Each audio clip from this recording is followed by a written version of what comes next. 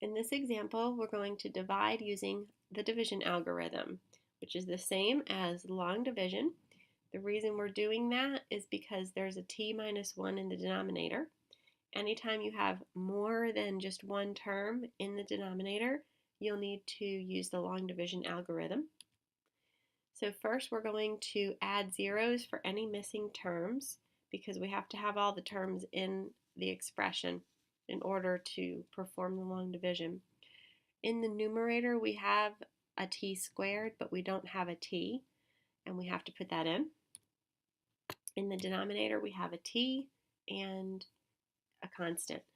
So what that does for us is gives us descending powers in the numerator, which is what we need in order to perform the long division properly. We have a t squared, a t, and a constant now, so we're good.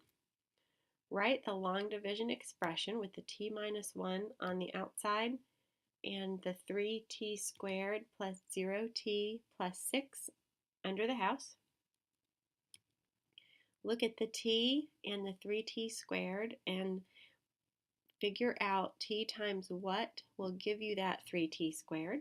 Well, you need a 3 and a t, and once you multiply that in, you'd get the 3t squared. So 3t is what we're looking for, and that's what we're going to write in the quotient. Then we're going to take the 3t and the t minus 1 and distribute it because we have to multiply that together in order to do the long division. So go ahead and distribute.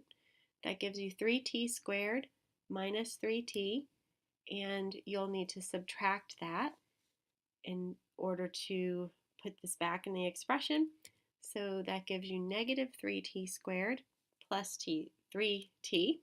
Put that back in and line everything up, like the t squareds are all lined up, the t's are all lined up, and that kind of gives you an idea of why we had to add that 0t in. The t squareds cancel out, which is what we wanted, and now add your 0 plus 3 to get 3t and bring down 6. Next, you're going to look at the t going into the 3t. So t times what will give us that 3t? We just need a 3.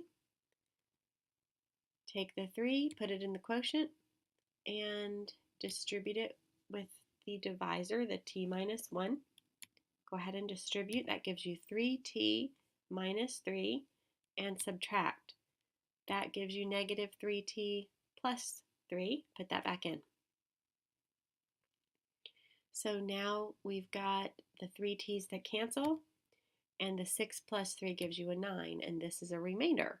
So what to do with the remainder? You've got the 3t plus 3 as part of your answer, and we just have to add in the remainder as the rest of it, as the rest of our answer. You have to take the 9 and the t minus 1. You're going to put the 9 on the top. That's your remainder. You put the divisor, the t minus 1, on the bottom, and that is your final solution with a remainder after performing the division algorithm.